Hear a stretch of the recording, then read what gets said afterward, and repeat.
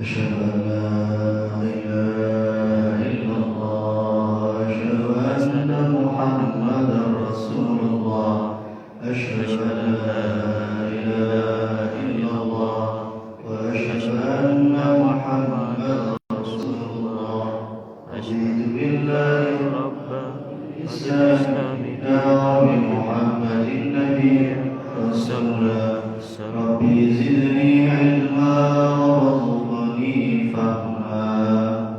Assalamualaikum warahmatullahi wabarakatuh. Alhamdulillahirabbil alamin wassalatu wassalamu ala habibina wa syafi'ina wa qurrati a'yunina sayyidina Muhammadin wa ala alihi wa ashabihi ajma'in, amma ba'd. Yang kami hormati segenap pengurus takmir dan seluruh jamaah Masjid Al-Manan Puntodewo, yang semoga kita semua selalu sehat walafiat, panjang umur fi taatillah wa taati Rasulillah sallallahu alaihi wasallam. Amin ya rabbal alamin. Bapak Ibu sekalian, pagi ini kita akan mempelajari dasar-dasar ilmu waris dan penghitungannya. Insyaallah kita yakin dengan yang disampaikan oleh ulama bahwa waris ini adalah ilmu sa'ah, ilmu yang bisa dipahami sekali duduk. Mugi-mugi dados ilmu ingkang barokah manfaat, ilmu yang mudah kita pahami, dan kapanpun kondisi keluarga kita harus meniscayakan penghitungan waris, keluarga kita sudah siap. Pekan kemarin kita sampaikan mempelajari waris hari ini bukan berarti besok mau bagi warisan, tapi menyiapkan keluarga kita, menyiapkan anak-anak kita. Suatu saat kita meninggal dunia dan kita tidak tahu kapan itu, anak-anak sudah tahu ceritanya, anak-anak sudah tahu caranya, anak-anak sudah tahu bagaimana menyikapi harta peninggalan kita.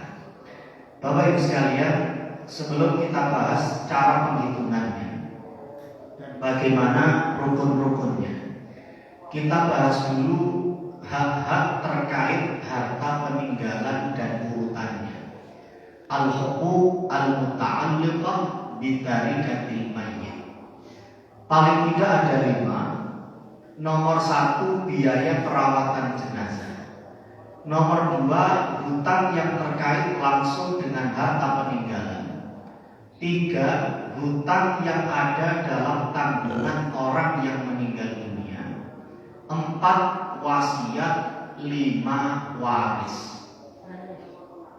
5 waris. Perlu kita pahami sebelum kita bahas tongset tong. Sebelum kita bahas one by one, setiap bangkalan ya. Kalau sebelum kita membahas ini harus kita pahami ada 2 istilah yang kadang rancu di tengah masyarakat kita. Yang pertama, ada istilah harta peninggalan. Di atas ini ada istilah harta peninggalan. Di bawah ada istilah waris, harta warisan. Jangan sampai disamakan antara harta peninggalan dengan harta warisan. Artinya apa? Harta peninggalan itu sifatnya secara umum. Kalau harta warisan itu lebih khusus lagi. Setiap harta warisan pasti diambil dari harta peninggalan, tapi tidak semua harta peninggalan akhirnya menjadi warisan. Kita ulang lagi, harta warisan pasti diambil dari harta peninggalan, tapi tidak semua harta peninggalan akan menjadi warisan. Ada orang meninggal dunia, dia meninggalkan harta, berarti ini harta peninggalannya. Apakah semua diwaris? Tidak. Waris itu nomor 5. Masih ada nomor sektor 2, 3, 4. Oleh yang tidak semua betul-betul ini. Nomor 1, 2, 3, dan 4. Ilustrasi, ada orang meninggal dunia, misalnya meninggalkan 100 juta rupiah, 100 juta. maka tidak semuanya jadi harta warisan. Diambil dulu satu biaya perawatan jenazah. Bahasa Arabnya mu'natut tajhiz. Berarti apa? Ya, mungkin beli kain kafan, kemudian biaya penggalian makam. Tapi biasanya di kampung-kampung kita sudah ada di kampung pulau BKKTM. Yang urusan kematian bercampur turunan tiap bulan. Nanti kalau sudah ada orang meninggal dunia, tinggal sudah disiapkan kain kafan, terus ini maisa atau ini itu biasanya sudah ada. Tapi kalau nggak ada, ambil dari situ. Katakan habis 1 juta, oke, 100 juta harta peninggalan, diambil biaya perawatan jenazah 1 juta, berarti tinggal 99 juta. Lalu yang kedua dan ketiga sama-sama hutang. Ada 3 jenis pembagian hutang. Satu jenis sudah kita sampaikan di depan. Ada hutang yang terkait langsung dengan harta peninggalan. Ada hutang yang ada dalam tanggungan orang yang meninggal dunia. Ini maksudnya apa? Hutangnya sejenis dengan harta peninggalan. Umpami piyambake duwe hutang 9 juta. Padahal harta peninggalannya tinggal berapa tadi? 99 juta. Diambilkan langsung bisa. Berarti tinggal berapa? 90 juta. Tapi ada kondisi yang kedua. Kadang utang itu gak bisa langsung disalurkan dari uangnya, masih nunggu ngedol barangnya. Umpami utangnya 9 juta, padahal harta peninggalannya tinggal 5 juta. Sing 4 juta ngedolno kulkase, ngedolno TV-ne, ngedolno nalane. Itu maksud yang kedua.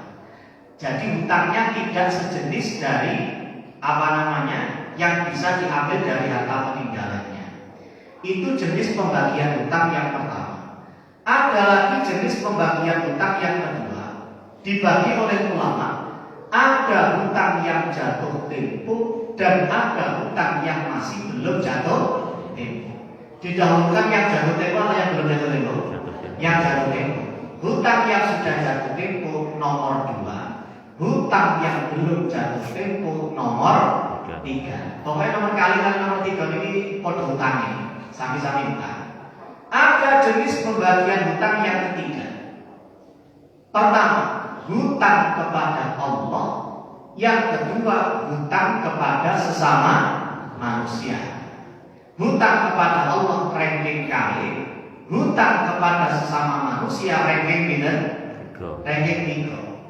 Contoh hutang kepada Allah, sudah wajib haji, artone kuwata nang Eropa balik-balik, nang Australia balik-balik, tapi gak tahu nang Mekah. Terus derek daftar. Maka orang ini punya hutang kepada siapa? Hutang kepada Allah. Anak-anaknya harus tahu, bapak itu balik-balik nang Australia, balik-balik nang Alas Kalimantan, balik-balik nang Singapura. Anjen bapak Singapura iku sing ngejet ya. Balik-balik tapi haji gak tahu. Anak yang bakti, anak yang tahu ilmu fikih, ambilkan 10 juta haji badal terkemenang saged terencang-rencang ke Saudi wonten. Nanti tolong hajinya bapakku tak transfer sampean, niat sudah diproses dan seterusnya. Nanti haji badal dibadalkan oleh orang yang masih hidup, insya Allah sekitar sampai 10 juta. Ambilkan dari situ. Ini jenis hutang kepada Gusti Allah. Ada lagi hutang kepada Allah seperti ini. Ada orang yang sudah sangat tua. Ramadan kadang semekaten boten saged ngelampahi siang. Kadang secara fisik kuat, tapi secara pikiran boten kuat. Kadang secara pikiran boten kiat, tapi secara fisik boten kuat. Misalnya secara fisik boten kuat, itu boten saged ngelampahi siang, fisiknya gak kuat. Keluar dari Ramadan diminta untuk mengkodok puasanya, boten saged. Orang yang seperti ini puasanya diganti dengan fidyah. Satu hari satu mut makanan pokok. Makanan pokok panjenengan apa? Panjenengan dahar beras. Nasi. Sego sing asale beras. Satu mut beras berarti berasnya dimut ping setunggal. Satu mut ini ukuran sini. Lek sakniki ada yang mengkonversikan, ada yang mengatakan 6 on, ada yang mengatakan 7 on. Katakan 7 on berarti tiap hari 7 on diparingaken ten fakir atau fakir miskin. Diparingaken 7 on itu yang wajib makanan pokok. Adapun ditambahi tempe, ditambahi mie, ditambahi itu telur 3 itu sudah bonus. Adapun yang wajib satu hari pindah 7 on. Diambil misalnya Ramadan tahun ini orang ini tidak bisa puasa. Mantan keluar dari bulan Ramadan Qore dan seterusnya kok mantu Syawal ya. Mantu Syawal Dzulqa'dah piyantune kampung beliau meninggal dunia. Maka orang ini punya hutang kepada Gusti Allah. Anaknya yang tahu, ahli warisnya yang tahu. Ojo 1 juta mau dibagi warisan kabeh. Dilihat bapak ini punya tanggungan hutang atau tidak. Ada jenis hutang kepada Allah, termasuk fidyah tadi, termasuk tanggungan mungkin wajib haji, gak daftar haji, atau sudah daftar belum datang gilirannya, kok ternyata sudah kedahuluan takdir, maka dihaji badalkan oleh anak-anaknya. Ini 2 contoh hutang kepada Allah, misalnya haji dan fidyah tadi itu. Atau mungkin secara fisik kiat, tapi secara pikiran bukan kiat. Pun lecor tiang malam sampun PD gopon. Napa PD gopon iki? Ikut. Jam 3 isu delok pawon rame ono apa rek? Ramadan Mbah, poso Mbah, sahur. Ya wis aku kayak masak piring, aku kepengin sahur pisan. Jam 3:30 sahur. Jam 8 lah kok nyuwun sarapan. Jurno sarapan ya siang Mbah, mboten angsal siang. Mboten angsal apa-apa sak piring ae. Padahal jam 8 mau sahur jam 8 njaluk sarapan. Mboten angsal Mbah, muaten anak putuku merdeka. Wah, ini berarti sama loh, PV. Itu bayarkan fidyah. Kalau sampai meninggal dunia belum bayar, itu termasuk jenis hutang yang diambilkan dari harta peninggalan. Yang kedua, hutang kepada sesama manusia. Ini juga sudah maklum, barangkali almarhumah punya tanggungan hutang, itu anak-anaknya harus tahu. Bapak Ibu sekalian, baru setelah 2 jenis hutang ini beres, nomor sekawan. Nomor 4 ini wasiat. Wasiat ini juga jangan dirancukan dengan waris. Kadang orang ini, bapak saya wasiat hartanya diwariskan ke, nah ini rancu. Padahal wasiat dan waris itu punya kedudukan sendiri. Lek cara ten Kajeng iki, wasiat nomor pinten? 4. Nomor 4, waris nomor pinten? Nomor 5. Itu punya kedudukan hukum sendiri. Lek cara akad nonton akad sendiri. Ada akad jual beli, ada akad sewa menyewa, ada yang namanya wasiat, ada yang namanya waris. Enggak boleh dilanjutkan. Wasiat ini syaratnya kali. Wasiat syaratnya beda 2 kali. Wasiat itu syaratnya 2. Yang pertama, wasiat tidak boleh diberikan kepada ahli waris. Kalau ulangi tidak balik, wasiat tidak boleh diberikan kepada ahli waris. Yang kedua, wasiat tidak boleh lebih dari 1/3 harta peninggalan dikurangi 1, 2, 3. Tidak boleh lebih dari 1/3. Syaratnya kedua. Contoh wasiat yang boleh. Misalnya, kalau wasiat anak-anak dulu, aku tolong untuk lek mati kalau saya meninggal dunia, laptop iki kekno nang remaja Masjid Al-Manan Puntodewo. Umpami matur-matur kita teliti apakah wasiat saya ini sah secara fikih. Sah. 1, tidak boleh diberikan kepada ahli waris. Sedangkan remaja Masjid Al-Manan memang bukan bukan ahli waris saya. Pundi informasi ini kok ternyata. Jamaah 17 tahun standar. 17 tahun, 17 kilo, 17 bibine. Memang remaja masjid bukan ahli waris saya, memenuhi kriteria syarat ingkang nomor 1. Yang kedua, wasiat itu tidak boleh lebih dari sepertiga. Laptop ini paling regane 6 juta. Padahal almarhum ini mau meninggalkan 90 juta, biaya 100 juta dikurangi 1 juta nomor tunggal kalau utangi 1 juta berarti 90 juta. Kan tidak melebihi sepertiga. Harta peninggalan dikurangi setong 2 telok tidak. Itu berarti wasiat tadi benar. Yang tidak benar itu misalnya, satu, wasiat kok diberikan kepada salah satu ahli waris. Tolong omahku iki gawe anak terakhir. Akhirnya anak terakhir ahli waris apa betul? Ahli waris kok dia anak. Ini contoh wasiat yang tidak boleh. Kenapa? Karena nanti ada kemungkinan salah satu ahli waris mendapatkan jatah double, ya oleh wasiat, ya oleh warisan. Enak ini. Akhirnya asal double, boten asal. Yang kedua, contoh bahwa wasiat tidak boleh lebih dari sepertiga. Contoh yang tidak tepat. Umpami setelah dikurangi harta peninggalan dikurangi 1, 2, terusan utangnya wakil. Manten-manten warisane yang siap dibagi ternyata tinggal 10 juta. Anaknya 10 lanang kabeh. Manten-manten piyambake wasiat tolong kekno nang masjid. Harta sing tak tinggal iki kekno nang masjid 7 juta. Padahal kan pinten kula 10 juta. Anaknya pinten 10 lanang kabeh. Itu contoh yang melebihi sepertiga.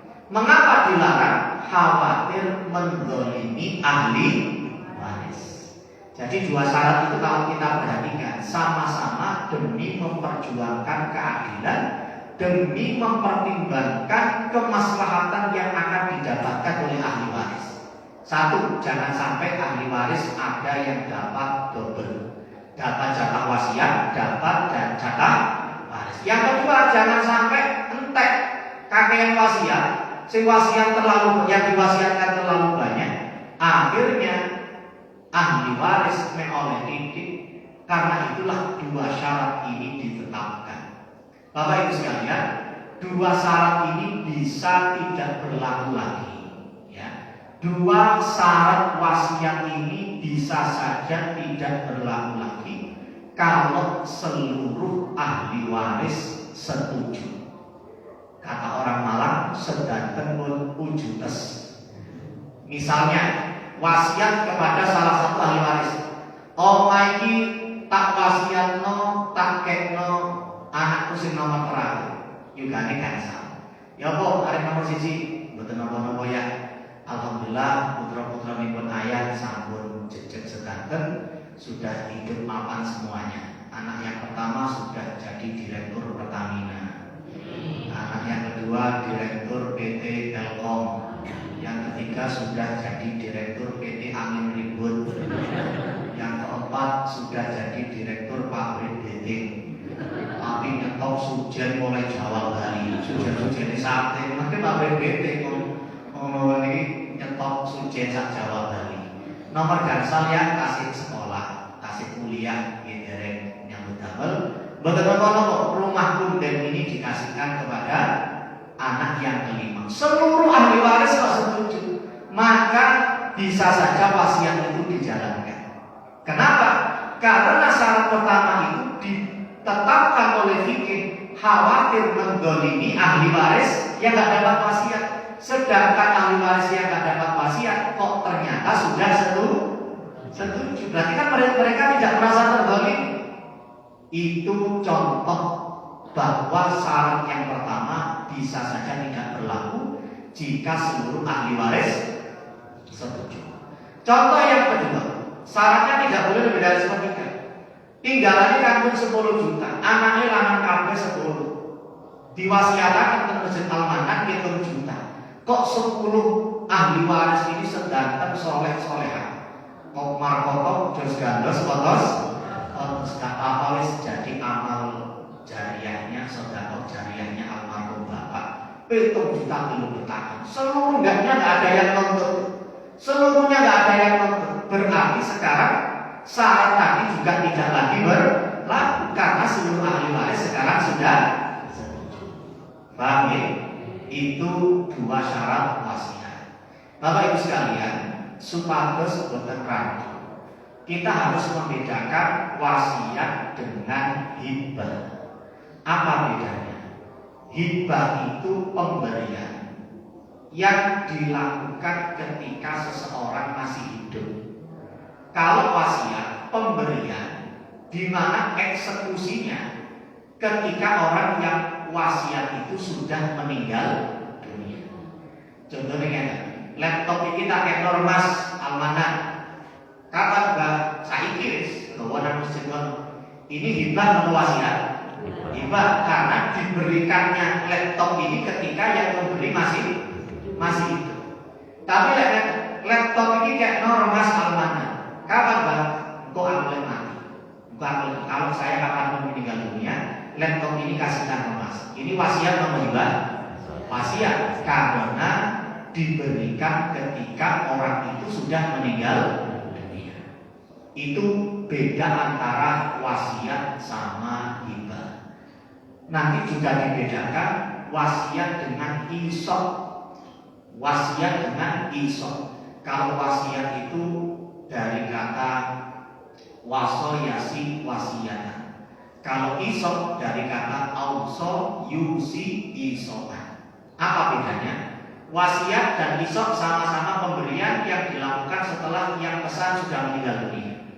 Tapi kalau wasiat terkait dengan harta, isok tidak terkait dengan harta. Contoh wasiat terkait dengan harta. Aku mati, laptop iki kayak normas Almanan. Laptop ini harta atau bukan? Harta, berarti ini wasiat. Kalau isok ini, kalau saya meninggal dunia, anak turunku kudu melok ngurusi masjid Almanan, murid-murid ibadah untuk masjid Almanan. Ini pesannya tidak terkait dengan harta. Anak turunku kudu sregep nang masjid kabeh nerusno bapak ngurusi masjid, mbok apa sing iso diewani ngaponi apa-apa. Itu namanya isok. Namanya apa? Isok. Pesan dari orang yang masih hidup untuk dilakukan sampai nanti meninggal dunia, dan pesannya tidak terkait dengan harta. Kita sih tidak rebutan sing wasiat atau isok. Wasiat. Oleh aku mati jadi takmir, memanjir. Takmir nyambungin masjid. Itu isok. Sampai bahagia, setong dulu telok 4. Nah, yang menjadi pembahasan kita nomor gansal ingin menikah waris, tapi membahas waris kita harus paham juga nomor 1, 2, 3 dan 4. Artinya apa? 1, 2, 3, 4 sudah beres, baru kita hitung apa? Hitung warisan. Monggo hitung warisan. Karena nanti itu nih matur subuh tilung pulang panjenengan satu wis ngitung warisan. Tak enak ngaji. Rukun-rukun waris 3 ini harus ada semuanya. Yang warna kuning muwarith, 2 warith, 3 maurith. Muwarith orang yang mewariskan, warith orang yang menerima warisan, maurith benda yang diwariskan. 3-tiganya harus ada. Salah satu dari 3 ini tidak ada, maka tidak terjadi proses pewarisan. Misalnya orang yang mewariskan ada, harta yang diwariskan ada, tapi almarhum tidak punya ahli waris, ya nggak bisa terjadi proses pewarisan. Atau orang yang mewariskan ada, ahli waris ada, wong 10 wis jejer siap menerima warisan, tapi harta yang diwariskan tidak ada, maurutnya tidak ada. Akhirnya 10 ahli waris ngurus sedang siap menerima warisan, tiba-tiba kalau sing diwaris 3 ini harus ada, namanya rukun-rukun waris. Berikutnya syarat-syarat waris. 1. Wafatnya orang yang mewariskan secara hakiki atau secara hukum atau perkiraan. 2. Hidupnya orang yang mendapatkan warisan secara hakiki atau secara hukum atau perkiraan. 3. Mengetahui sebab-sebab pewarisan. Pertama, orang yang mewariskan memang sudah meninggal dunia.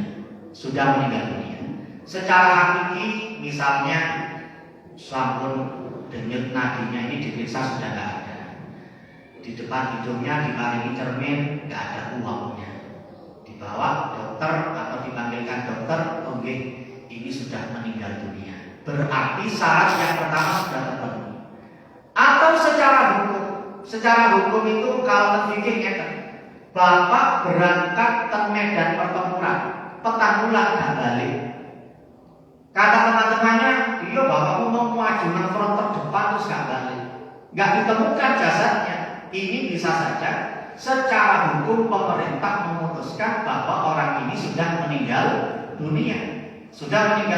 Meskipun kalau hidup di mana hidupnya, tentang hidupnya, kalau meninggal di mana kuburnya nggak ketahuan. Tapi memang dia di front terdepan ini zaman peperangan.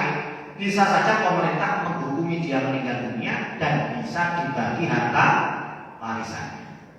Atau perkiraan, kira-kira wis mati. Lho kok wingi nang kali berantas mancing, terus rong dino gak balik-balik. Ketok itu ya banjir.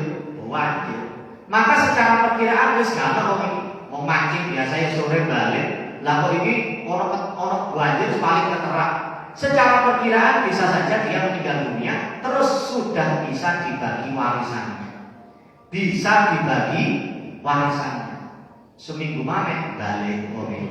Ya kebalik akan warisannya nih kalau masih menikah. Sama nanti mau tiba-tiba gak meninggal dunia. Itu maksudnya secara perkiraan. Yang kedua, ahli warisnya masih hidup. Harta peninggalan siap diwaris diberikan kepada siapa? Ahli waris yang masih hidup. Ada ayah meninggal dunia, anak limo urip kabeh. Ini berarti memenuhi syarat yang kedua. Tapi kalau ayah meninggal dunia, kadang ada anaknya yang meninggal dunia lebih dulu. Sang ayah meninggal, anak nomor 1 meninggal dunia lebih dulu 2 tahun yang lalu. Pertanyaannya, anak yang kedua ini dapat warisan atau tidak? Tidak, karena ketika ayahnya meninggal dunia, anaknya meninggal dunia lebih dulu. Artinya ketika ayah meninggal dunia, anak itu sudah meninggal dunia, tidak lagi hidup. Padahal syaratnya ahli waris harus masih hidup. Yang ketiga, tauhid waris. Berdasarkan keterangan ini, Bapak Ibu sekalian, kita punya kaidah ini. 1 kewafatan, 1 proses pewarisan. Sekali lagi, ada 1 kejadian wafat, ada 1 proses pewarisan. Bapak meninggal dunia, ibu masih ada, 5 anak masih ada. Seharusnya ketika ayah meninggal dunia ada proses penghitungan waris. Hartanya siapa? Harta peninggalan bapak itu. Biasanya di kultur masyarakat kita tidak seperti itu. Bapak meninggal dunia nggak dibagi harta warisnya. Mengapa? Ojo dibagi wong si ono itu. Nggak apa-apa, tapi catat dalam benak pikiran masing-masing. Seharusnya 1 kewafatan, 1 proses pewarisan. 2 tahun lagi misalnya, 2 tahun lagi ibu meninggal dunia. Berarti ada beberapa kejadian wafat di keluarga itu? 2. Pertama bapak, kedua ibu. Berarti ada berapa proses pewarisan? 2. 2 tahun yang lalu bapak meninggal dunia. Hartanya bapak apa saja? Apa saja? Dihitung dapat. Ibu ketika itu dapat nggak? Ibu dapat apa enggak ketika ayah meninggal dunia? Ayah ada, karena ketika ayah meninggal dunia, ibu masih ada, masih hidup. Berarti ibu dapat 1/8, anak-anaknya sisanya. Sudah, proses pewarisan pertama selesai. Sekarang kita menghitung proses pewarisan yang kedua. Hartanya siapa? Hartanya ibu.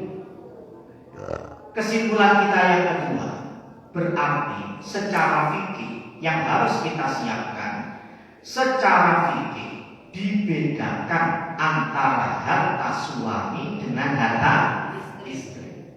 Biasanya campur, campur. Tening hitung bapak sedo, yang dihitung harta peninggalannya bapak apa harta campuran itu? Harta peninggalan bapak saja. Bapak meninggal dunia, ya wis dunyane bapak apa? Ibu masih ada, enak. Iki omah biyen sing tuku tanahe bapak, sing tuku omah ya bapak. Tapi lek ono sing rusak dandan-dandan ya ibu sing melok dandan-dandan. Berarti pinten Bu? Ya paling 90%, 10% lah. 90%, 10%. Berarti ketika proses penghitungan waris yang pertama, yang dihitung cuma yang 90% itu karena 10% hartanya siapa? Hartanya ibu, sedangkan ibu kan masih belum meninggal dunia. Secara fikih harus seperti itu. Anak-anak juga harus tahu. Anak-anak harus tahu mana hartanya bapak, mana hartanya ibu. Karena satu kejadian kewafatan ada satu proses penghitungan waris. Penghitungan waris yang dari mana? Ya harta peninggalannya saja, bukan harta campuran bapak ibu tadi. Ini purpose betul salah komus campur murid sarang mungkin garwo lo sigarane, ya lo gak mesti. Saya pernah ngitung pada Isya wangsul jam 12 bengi. Ngitungaken tiyang kraten apa bapak era bimbing pindho. Padha duwe anak kabeh. Lah antar anak ini biyen harta ibu saya yang pertama enggak, ketika menikah itu sudah dikasihkan ke ibu saya yang kedua, terus antar anak ini. Akhirnya ngitung warisnya saja, sing suwe harus wasite. Itu karena dia menikah berapa? Sebenarnya menikah terus meninggal. Yang istri yang perempuan meninggal terus wonten ibu campur. Podo-podo bawa anak. Nah itu kan harus terdeteksi mana harta ayah, mana harta istri yang pertama, mana harta istri yang kedua. Nah ini antar anak ini rebutan, saling klaim. Kenapa? Ini harta ibu saya. Oh enggak, ini harta rumah ini ada harta ibu saya juga. Wah itu yang kemudian hancur biasanya. Kita tidak tahu hidup kita seperti apa, makanya harus tahu ini harta saya. Anak-anak harus tahu. Le toko keluarga kita, toko sing nang pasar gede yo, iku ya nek bapak, ya nek ibu. Lek aku meninggal yo 60-40 lah atau 50-50. Sing tuku beda aku, tapi barang-barang sing ngono kula sing kulaan ibuku kabeh. Itu harus tahu anak itu. Sekali kemudian alhamdulillah ayahnya meninggal dunia, anak sudah tahu. Oh yang 50% toko di sana itu harta peninggalan bapak. Dibagi secara waris, ibu dapat 1/8, anak-anak kemudian dapat sisanya. Kenapa? Sekali lagi, satu kejadian wafat, satu proses penghitungan waris. Sebab-sebab pewarisan: 1 pernikahan, 2 nasab, 3 wala. Wala itu pembebasan budak. Pernikahan saya dengan istri saya, salah satu dari kami ada yang meninggal dunia lebih dulu, maka antara kami ada pewarisan. Nasab saya dengan anak saya, salah satu dari kami meninggal dunia, maka di antara kami ada proses pewarisan. Wala itu pembebasan budak. Ada mantan saya pernah membebaskan budak. Budak saya ini meninggal dunia, maka saya dapat, mantan budak ini meninggal dunia, saya termasuk ahli waris. Tapi sekarang kan tidak ada. Yang hanya itu nomor 1 dan nomor 2. Yang menghalangi pewarisan juga ada 3. Perbudakan.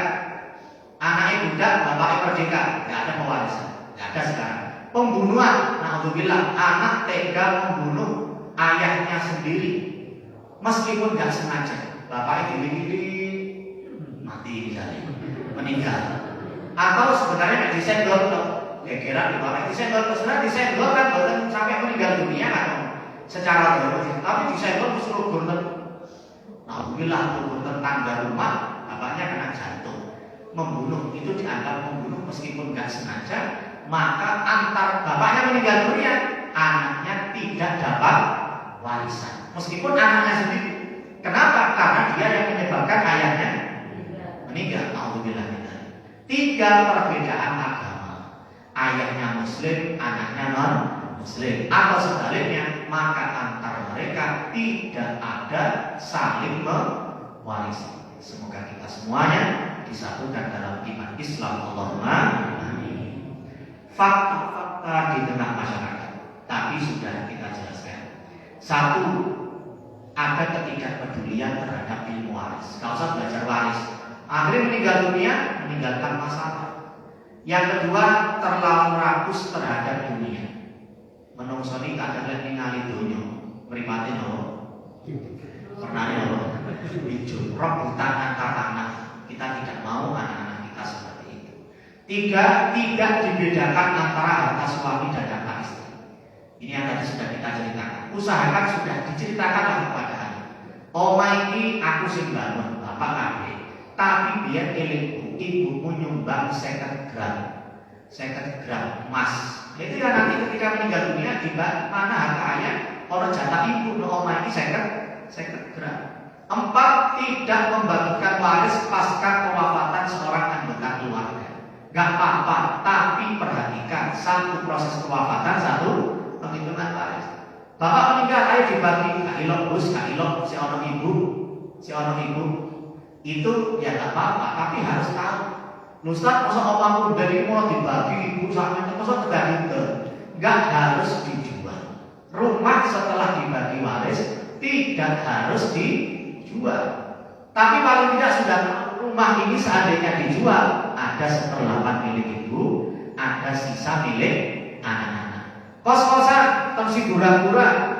Apa ditol? Itu warisannya bapak, ibu oleh, anak-anak oleh, masa untuk ditol? Gak harus dijual. Ibu dapat 1/8, anak-anak dapat sisa. Hasil kos-kosan seakan-akan kos-kosan ini perseroan, seakan-akan perkongsian. Kalau ada hasil bersih 1/8 milik ibu, hasil yang lain sisanya milik anak. Jadi jangan dibayar. Yang penting anak-anak sudah tahu. Kemudian yang kelima, memakai cara pembagian selain metode waris. Gak apa-apa juga, pokoknya sering kita sampaikan, belajar ilmu waris harus mempelajari akad yang lain. Sekali lagi, mempelajari ilmu waris harus mempelajari akad yang lain. Contohnya hibah. Umpamanya ibu dapat 1/8, anaknya loro, lanang wedok. Sudah maklum lanang wedok ini 2:1. Sing angsal kali sinten? Lanang, sing angsal setunggal apa? Wedok. Mikul nyuwun. Wong lanang itu mikul. Mikul ini kan sing dipikul kali. Lek nyuwun setunggal. Wong wedok kan biasanya nyuwun. Mikul nyuwun. Nah, nanti 1/8, terus sisanya berapa? 1/8 buat ibu. Sisanya berapa? Sisanya ada 150 juta. Itu berarti dikasihkan kepada 2 anak tadi, laki dan perempuan, tapi 2:1. Lanangnya misalnya 100. Anak lanang 100, anak wedok tetes 50 juta. Waris selesai. Tapi kadang membutuhkan diskusi keluarga. Nah, ketika musyawarah keluarga itu dibutuhkanlah akad lain. Bila saya masih dek, aku secara waris oleh 100 juta. Tapi dek, sing 20 juta jatahku tak kena sampean. Cek podo dek, cek podo sampean duwe anak cilik-cilik, sampean lintas ditinggal bojone sampean. Wis 20 juta kena sampean. Saya mau bener. Akhirnya asal dengan sami-sami 75 juta. Tapi selesaikan waris dulu. Secara waris sudah selesai, terus dibutuhkan akad lain yang namanya hibah. Yang kelima, keberadaan ahli waris pengganti dalam kompilasi hukum Islam. Yang tadi, ayah meninggal dunia, punya anak 5. Anak yang pertama meninggal dunia dulu 2 tahun sebelumnya. Kalau dalam KHI itu nanti yang dapat warisan cucu dari anak pertama tadi dikatakan sebagai ahli waris pengganti ayahnya yang sudah meninggal dunia. Tapi dalam fikih tidak ada istilah ahli waris pengganti, itu tidak ada. Pun siapa saja ahli waris kita? Delok fikih Muhammad Abalui, ya. Sekarang kita lihat tabel ahli waris dan pembagiannya. Makin dengan saged ngopi niki. Pokoknya saged paham niki terus apal, insya Allah saged bagi warisan. Lek kepingin cepet apal, nanti file niki jenengan print. Terus kertas printinan itu jenengan lebetaken toyo. Jenengan duduk tiap pagi dan sore. Insya Allah bukan malam malih ya. Gak harus hafal. Pokoknya paham tabel ini, insya Allah saged jenengan bagi warisan. Sudah tahu hutang, sudah tahu wasiat, sudah tahu nomor niku syarat-syarat rukune, kepingin bagi warisan, pun lihat tabel ini, tabel ahli waris dan bagian-bagiannya. Ada maklajur, nomor ahli waris, bagian, syarat dan ketentuan. Pun tambah dikit ya. Suami ahli waris nomor pinten sampai terhadap itu ada 23 ahli waris. Siapa saja? Suami, istri, ibu. Kalau baca tabel ini jangan salah. Suaminya almarhum, istrinya almarhum, ibunya almarhum. Jangan sampai gini. Bapak sedo, ibu oleh piro digolekno jatah ibu. Salah loh, salah karena ibu itu apanya almarhum? Istrinya almarhum. Jangan dicari di jatahnya ibu, tapi cari di jatahnya istri. Suaminya almarhum, istrinya almarhum, ibunya almarhum, bapaknya semua disandarkan kepada yang meninggal. Bagian suami bisa 1/2, bisa 1/4. Kapan dapat 1/2? Syarat dan ketentuan berlaku. Jika tidak ada fardun waris gampangane anak putu. Kalau almarhum gak duwe anak, maka suami dapat 1/2. Tapi kalau almarhumah punya anak, maka suami dapat 1/4 dan seterusnya. Ada yang saya cetak kuning, itu juga harus familiar bagi kita. Fardun waris itu anak putu gampangannya. Asobah itu sisa pembagian. Ibu dapat 1/8, anak-anak sisai. Nah, sisa itu bahasa Arabnya apa? Asobah. Mahjub itu sebenarnya orang ini ahli waris, tapi dia terhalang oleh ahli waris terdekat. Umpami dulure bapak ahli waris, tak kulo gak ada dulur lanang. Kalau saya meninggal dunia, dulur lanang kulo ini dapat warisan, tapi bisa saja mahjub karena saya punya anak laki-laki. Anak lanang kulo ini menghalangi dulur lanang kulo untuk mendapatkan warisan. Karena terhalang, bahasa Arabnya apa? Mahjub. Gampangannya mahjub niku cara Jawane ngaplu, napa? Ahli waris tapi gak oleh, berarti kan apa? Pun niku pun tabel iki belum usah dibahas nanti. Pun terakhir cobi ngitung warisan tadi. Kalau niku mau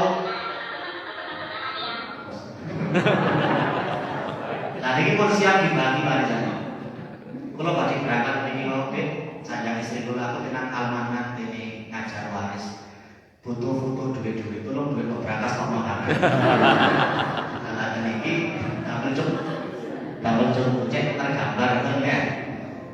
Ada orang meninggal dunia, meninggalkan istri, ibu, anak, laki-laki. Jangan lupa setelah dikurangi dari harta peninggalannya untuk biaya perawatan jenazah, hutang dan wasiat, berapakah bagian warisan masing-masing ahli waris tersebut?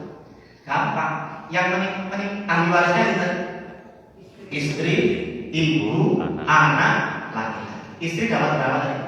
1/8. 1/8. Ibu dapat berapa? 1/6. Kita lihat di sini. Istri dapat berapa? 1/8 karena almarhum punya anak. Ibu dapat berapa? 1/6 karena almarhum punya anak laki-laki. Kemudian satunya kita tahu anak laki-laki. Anak laki-laki ini nomor pinten? Oh, ini nomor 13. Nomor 13 itu anak lanang ini ngentek-ngentek. Enggak benar kalau 13 itu angka sial, salah. 13 ngentek-ngentek. Berarti tinggal kita hitung. Cara hitungnya gimana? Jadi tabel, bikin tabelnya nomor ahli waris bagian pokok masalah terus bagian ini. Dengan si setom 2. Ahli warisnya siapa saja? Istri, terus ibu, terus anak lagi. Istri dapat berapa tadi? 1/8. Ibu dapat berapa?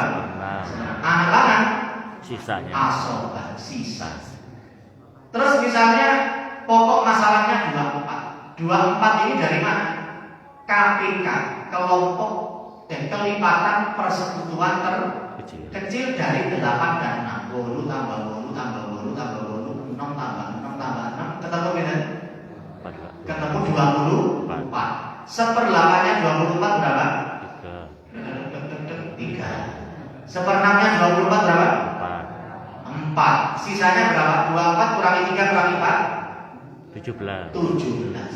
Umpami harta warisannya 200 juta. Jenengan cari sahamnya.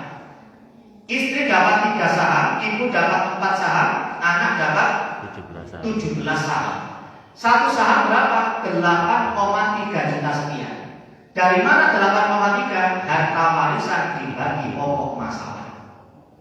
Mencari saham 200 juta dibagi 4 ketemu kita 8,3 juta sekian. Satu saham 8 juta sekian.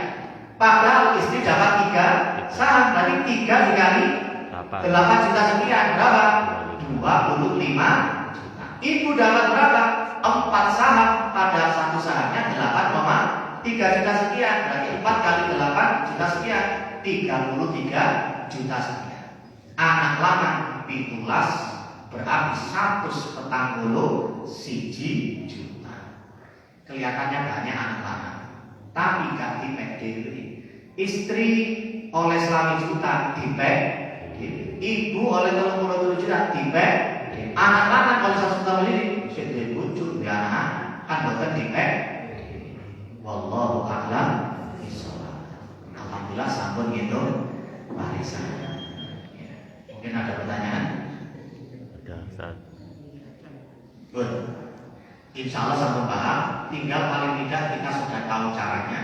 Kapanpun menerima kondisi itu, nanti ini selalu kalau share dan grup WA Baca dan WA Kabir, nanti tinggal di share ke jamaah. Kalau ada yang belum paham, nanti bisa didiskusikan atau Ustaz keluarga tolong kita itu nanti bisa paling tidak Senin depan kita masih panggilin.